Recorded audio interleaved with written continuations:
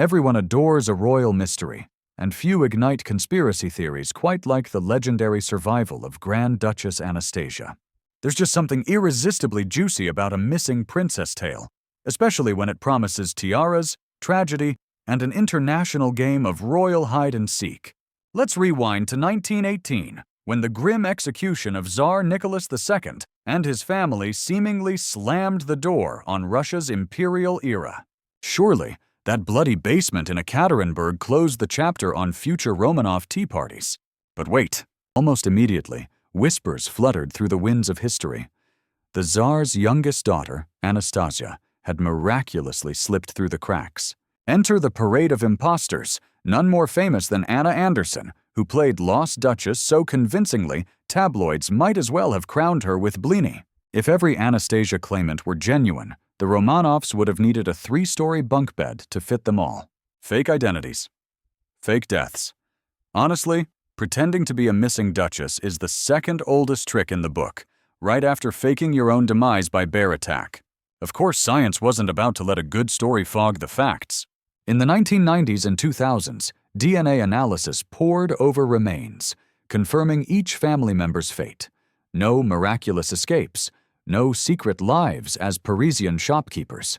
Still, the myth clings tighter than a royal corset, buoyed by Broadway musicals with suspiciously catchy tunes, countless books, and the dreamy belief that royalty never truly dies.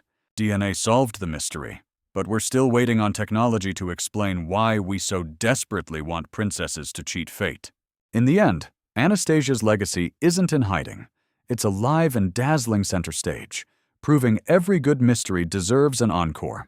While some believed Anastasia escaped, others were captivated by Rasputin's rumored mystical hold over the royal family. If every bearded stranger whispered secret powers, Rasputin must have seemed like Gandalf had taken a wrong turn and skipped a shower. The mad monk still haunts history like incense at a séance, cast as the mystical puppet master pulling the strings behind the doomed Romanovs. Legend says this peasant wizard waved his unwashed hands and hypnotic gaze, running the Russian Empire by sheer beard-fueled mojo. Time to sprinkle some reality on this fog of folklore. Rasputin's magic was mostly praying bedside for the Tsarevich's hemophilia to stop wrecking everyone's day. Sure, his reputation for mystical healing and his uncanny ability to dodge death spawned rumors of death rays and dark arts. But sorry, conspiracy buffs, there's no secret scroll showing Rasputin hypnotizing royals or blasting lightning from his fingertips. If he was truly a sorcerer, Hogwarts really had low admission standards. His actual talents?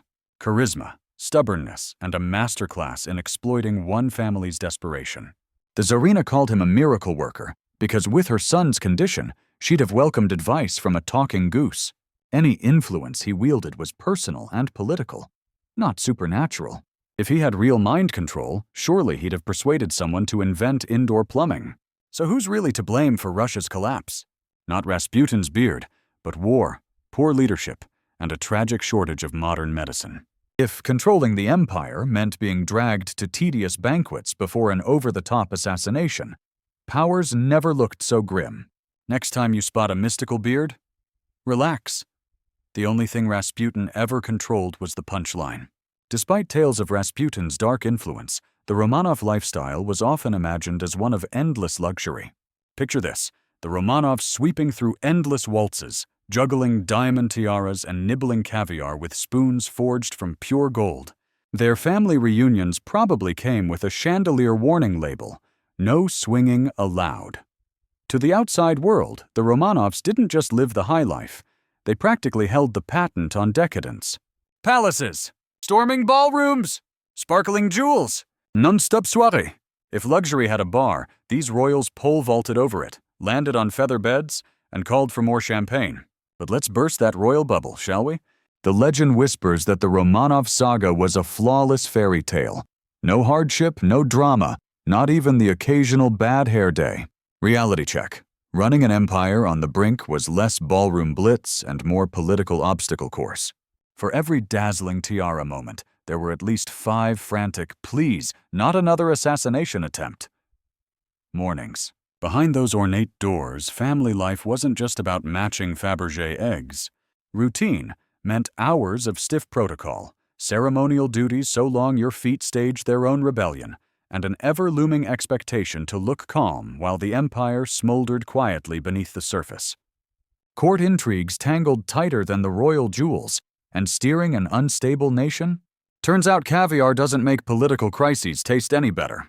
Evenings for the Romanovs? More likely spent dodging the royal corgi while digesting yet another stack of grim telegrams than mastering the latest dance step.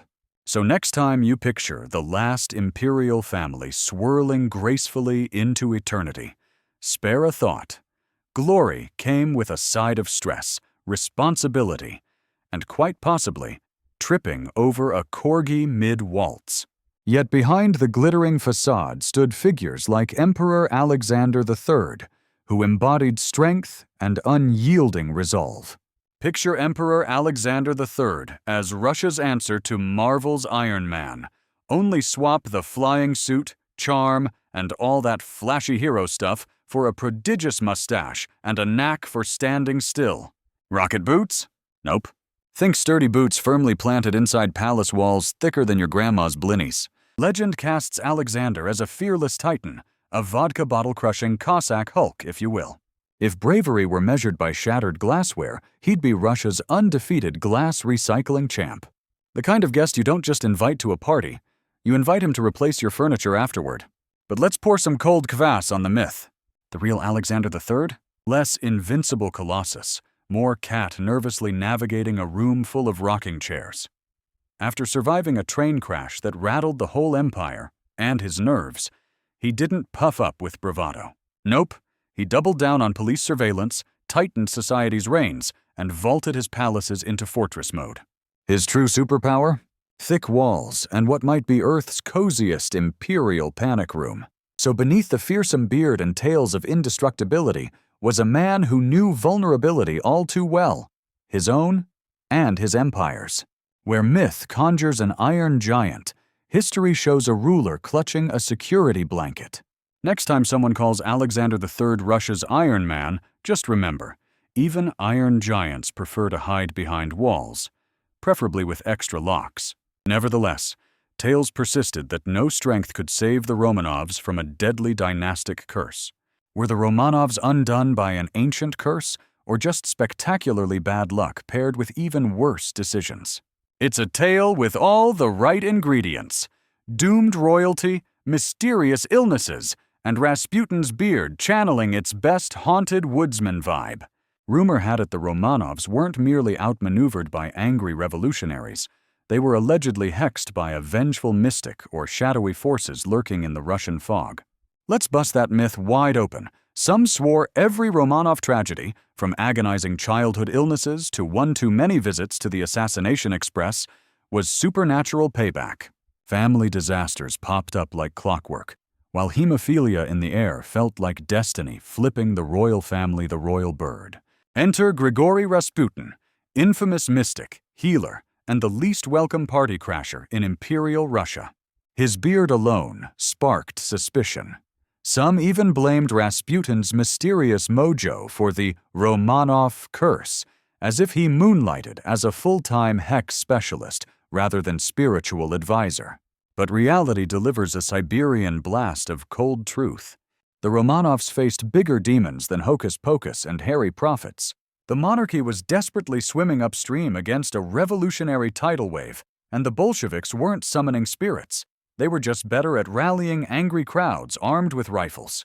Hemophilia, that royal pain, was less devilish curse than genetic hand-me-down. Thanks, Queen Victoria, for playing royal roulette with her genes, not some gypsy with spooky grudges. So yes, revolutions are dramatic, but rarely magical.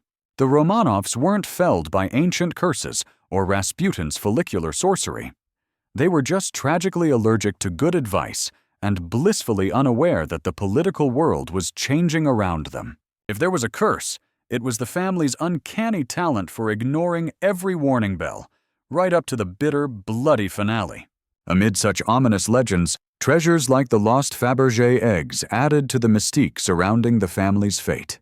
Imagine stumbling upon a lost Fabergé egg while cleaning out Grandma's attic. Move over, Antiques Roadshow! Suddenly, your battle with dust bunnies is interrupted by diamond-studded history, and your humble brag game at family dinners turns suspiciously shiny. Who knew treasure hunters just needed a feather duster and a sprinkle of luck? Now the myth. Legend says dozens of these jeweled eggs are still hiding out there, waiting for the curious and well-insured to find them. If only it were that simple. Some people lose their keys. Russian czars lost eggs worth millions. That's one omelet worth crying over. Fact check. The tale isn't exactly dripping with hidden gold. Nearly all of Fabergé's famed eggs were made for Russian royalty, scattered by revolution and chaos. Historians count about 50 imperial eggs in total, with fewer than 45 accounted for, popped up everywhere from aristocrat sock drawers to American thrift shops and even a Midwestern junk sale. Forget Raiders of the Lost Ark. It's more like Raiders of the Lost Easter basket. Here's the punchline. Despite the tall tales, there aren't dozens of imperial eggs hiding in basements. The real number missing? Around 5 to 7. Enough to keep collectors tossing and turning, but not exactly an army of golden hens. Back to reality. Your best shot at attic treasure. Probably an old Beanie Baby, not a Fabergé egg. And if Indiana Jones ever does find one, let's just hope he doesn't have to dodge a giant rolling Fabergé bunny. Still, somewhere, someone is peeking into dusty boxes, hoping for the extraordinary. Behind the opulence and mysteries, the Romanovs also claimed progressive acts, such as the abolition of serfdom. Imagine waking up one morning to discover you're no longer someone's property, but still spectacularly broke. Welcome to Russian freedom in 1861, when Tsar Alexander II declared the serfs emancipated. It sounded like a fairy tale. Millions of peasants unshackled, society on the brink of modernity, and Europe nervously peeking over its shoulder. The world was ready for a Russian Cinderella story, except this Cinderella suddenly had rent to pay. The myth goes, emancipation magically sparked fairness and social mobility. Ta-da! Modern Russia! Not quite. Sure, serfdom's chains were broken on paper, but many peasants found themselves shackled to crushing redemption payments. In other words, they'd swapped feudal lords for lifelong mortgage plans. Taxes stayed sky-high, and freedom came sans instruction manual, or a financial safety net. Land reform? Funny you ask. The prime, fertile land clung tight to the old nobility, while peasants got the leftovers. Small, pricey patches often no better for farming than your worn-out boots. Climbing the social ladder? Dream on, especially when you're still footing the bill for last winter's potatoes. The reforms? Slow as molasses. The only thing modern about emancipation was how quickly disappointment spread, 19th century style. Russia didn't snap into France overnight. In Russian terms, overnight means several generations, give or take a revolution. So as the dust settled, hopes crumbled. This half-baked freedom only fanned resentment, planting the seeds of unrest that would explode decades later. Spoiler alert! You can't dangle freedom and land, then deliver disappointment, without peasants coming back to collect. Despite reforms, leadership flaws were evident, with many viewing Tsar Nicholas II as out of his depth.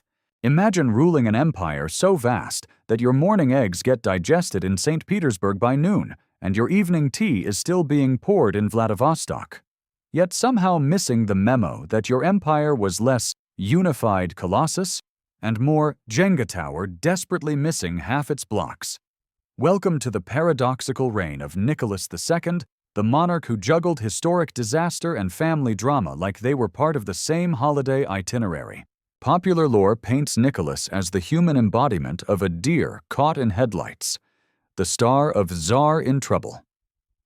But the reality is messier than a political cartoon. Sure, Nicholas had a knack for turning every straightforward decision into a labyrinthine roundabout, spending so long dithering that the Russian Revolution had plenty of time to produce a sequel. Faced with war, revolution, modernization, he hesitated as if locked in an eternal game of rock, paper, scissors with himself. Here's the twist. Nicholas genuinely cared for his people, sometimes to a fault. His diary swings wildly from riot reports to musings on cloud formations. Tsar Nicholas, the only monarch whose crisis management involved weather forecasts.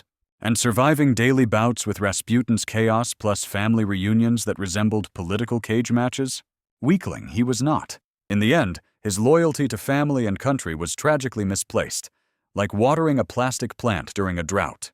While no one's nominating Nicholas for sharpest ruler of all time, calling him clueless isn't quite fair. He was simply out of his depth in a tide that had swapped royal decrees for revolution and steam engines for social upheaval. So why does Nicholas get such a bad rap? History loves its neat villains. But really, his biggest flaw wasn't ignorance. It was earnestly trying to paddle upstream while the riverbanks were ablaze.